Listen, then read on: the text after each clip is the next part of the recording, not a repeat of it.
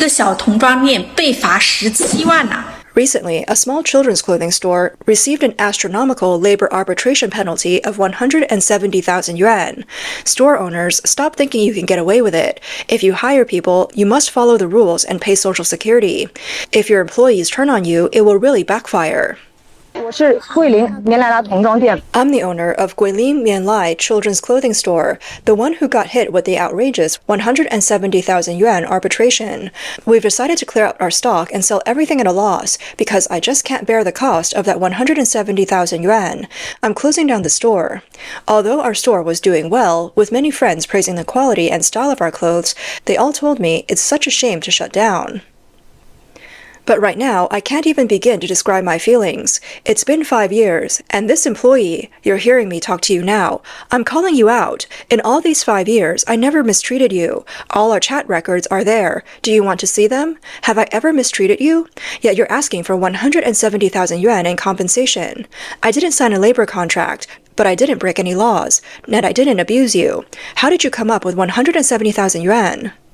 The female shopkeeper became more emotional as she spoke, pointing at the customers behind her, crying and saying, "These are the store's free members. It's already 6:30 p.m., and they all came to support us. The quality of our clothes has always been good, but now we really can't keep going. I can't believe you're doing this." 一个女员工就因为跟公司提了句 A female employee said, "I want to pay Social Security and housing funds based on my real salary."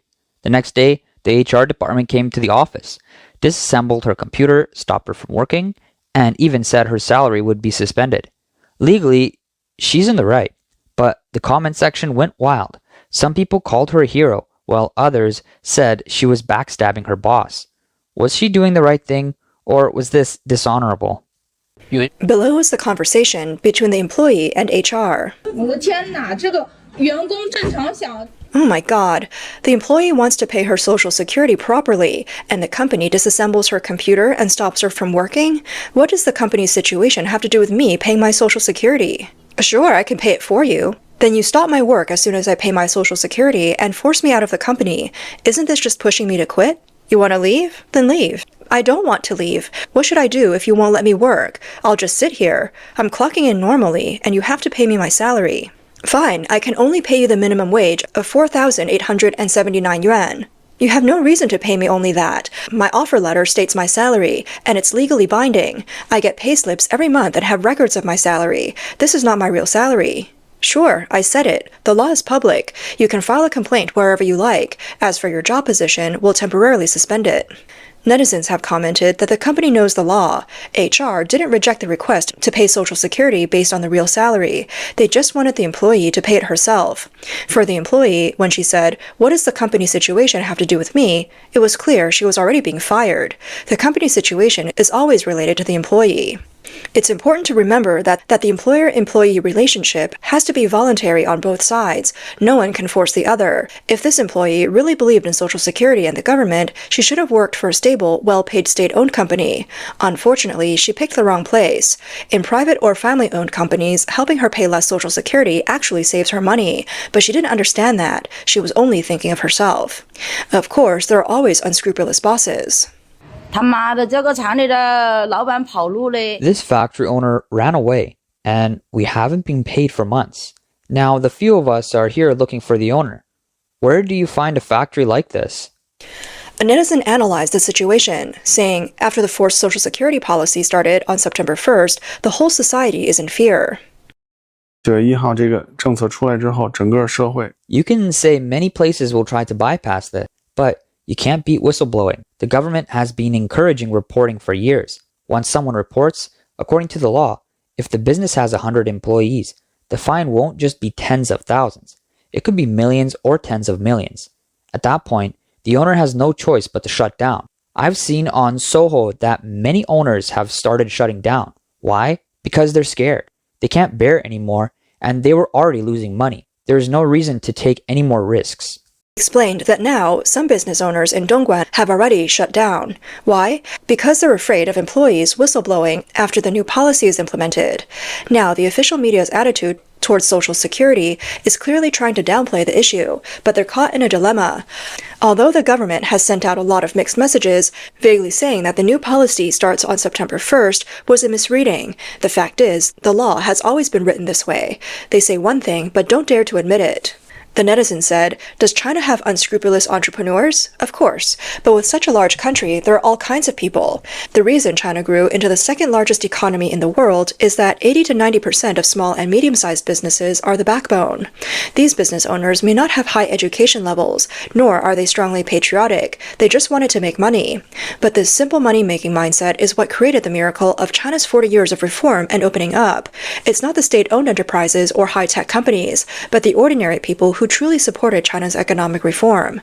However, in the past 15 years, the political landscape has gradually shifted. Many people with ulterior motives seized the opportunity of the social upheaval, pushing for left-wing ideologies and trying to eliminate capitalists." The netizen said, 企业主，我印象当中特别深前几年东北有一个老师 There's something that really stuck with me. A few years ago in the Northeast, a teacher asked the students, "What's your ideal for the future?" One student said, "I want to eliminate capitalists." Then everyone applauded. The teacher asked him, "Who are the capitalists?" The student said, "All the bosses in China are capitalists. We need to eliminate them. We study to eliminate them." And the whole class applauded. How terrifying. This is China's higher education. He added, "Today, these unemployed people should go to those who keep shouting to eliminate capitalists and ask them for food. These people talk about creating people-owned companies, but what they actually want is communism, which scares away foreign investment." He continued, "Is there a downside to capitalism? Yes, it seeks profit, which can be harmful, but everything has two sides, and the government always shapes it to suit their needs, portraying it as either positive or negative. The problem in China now is that no one dares to speak the truth. Those who really want to speak out have fallen silent." For bosses who are already losing money, mandatory social security was inevitable. When it truly comes time to pay, this business won't be able to bear it. Put it simply, it probably shouldn't exist at all, and neither should this industry. Then they might as well shut down. I think it's responsible for themselves, for their employees, and for society. When everyone's starving, they won't blame capitalists. When no one can survive, they will thank those who can run businesses, who provide jobs and pay taxes. For those who can't start a business, but still refuse to listen to anyone, sitting in their employee positions, pointing fingers at the boss's operations, this is a good lesson. If, in the end, all the bosses who support 70% to 80% of employment stop running businesses, then that's fine. We'll truly enter a people's economy. Analysts pointed out that while this netizen from mainland China didn't name names, his every word mocked the ignorance of the CCP's top leader. He also saw the CCP's desperate attempts to squeeze small and medium-sized private businesses and ordinary people in their final days. However, the situation seems to have developed beyond what the authorities expected. They didn't anticipate that the shockwaves of mandatory Social Security would reach the internal system and public institutions. On August 29th, thousands of laid-off teachers gathered in front of the Shanxi Provincial Department of Education. Video footage shows one protester holding a megaphone, speaking to the crowd.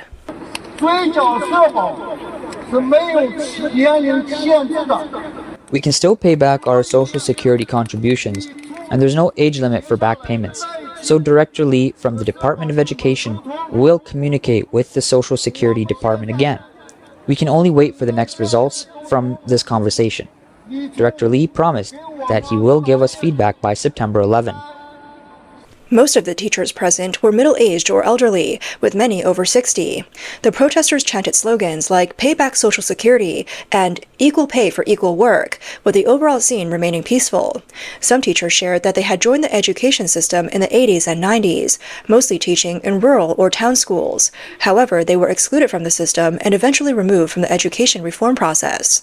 A reporter found that the main demands of the protesting teachers were twofold. First, they wanted the government to pay the pension insurance that was missed. Second, they asked for the government to recognize their work years so they could receive the same retirement benefits as current teachers. That day, the Shanxi Provincial Department of Education sent staff to meet with the teacher representatives. According to several witnesses, the staff said they would record the situation and report it, but no clear commitments were made. As of now, neither the Shanxi Provincial Department of Education nor nor the Ministry of Human Resources and Social Security have released an official statement on the matter. Analysts noted that the CCP originally planned to use mandatory Social Security to fill the financial gap. However, this task has not yet been completed, and instead, it has reminded people who have long lacked protection of their rights to demand Social Security. This was definitely not what the authorities wanted to see. As the old saying goes, the CCP always ends up shooting itself in the foot. Not only that, but on September 3rd, the CCP staged a terrifying scene, trying to destroy the last bit of motivation for the underprivileged to pay Social Security. A live broadcast on CCTV showed that before the September 3rd military parade began, Xi Jinping and other world leaders were heading toward the venue. During this time, Xi Jinping and Russian President Vladimir Putin talked about the topic of lifespan. In the video, Xi Jinping, through a Russian translator, said, "In the past, very few people lived to be 70, but now 70 is still considered young." The translator then relayed Putin's comments with particular clarity, as Putin spoke about organ transplants, saying, "Human organs will continue to be transplanted, people will grow younger, and even live forever." The video captured a burst of laughter. Xi Jinping responded, "It's predicted that by this century, human lifespan could reach 150 years. Kim Jong-un, standing nearby, smiled and also looked toward Xi Jinping, seemingly intrigued by the topic. This video clip was later deleted by CCP authorities. The CCTV YouTube live broadcast channel, which the reporter had watched earlier, now shows the video as private and no longer available. However, the video was saved by multiple foreign media outlets, including BBC. The full video published by the BBC shows this conversation around the 3-minute and 40-second mark. U.S. House Speaker Mike Johnson told New Tang Dynasty, "Yeah, I will tell you that we've heard some horrific stories of these organ transplants and all of this in China, that they take it from unwilling donors, okay, to put it mildly. And the fact that they were caught on a hot mic, the first I've heard of that, is very telling. It tells you where their worldview is in contrast to ours. Speaking of evil, we've heard of, terrible stories. I've heard terrible stories of the Uyghurs, for example, this persecuted religious minority that they're using to harvest organs from. I mean, look, I've not seen the evidence of that, but if the leaders are talking about it, it should alarm us. The United States, we're going to stand for morality and ethics, and we're going to stand against that. There's legislation, as you know, that would address it, and we might need to put that at the top of the priority list if that's what's happening. So that's news to me. He added that it's highly alarming that CCP leaders are openly discussing such matters. The U.S. Congress will oppose these actions, and related legislation is already in progress. If necessary, this will be made a priority issue. Analysts note that even though the CCP has been desperately removing these messages, the people in mainland China will eventually see them. It is then that they will truly understand the exact meaning of human mining, a term for organ harvesting. And it is then that they will demand from the CCP what rightfully belongs to them, human dignity and the right to life.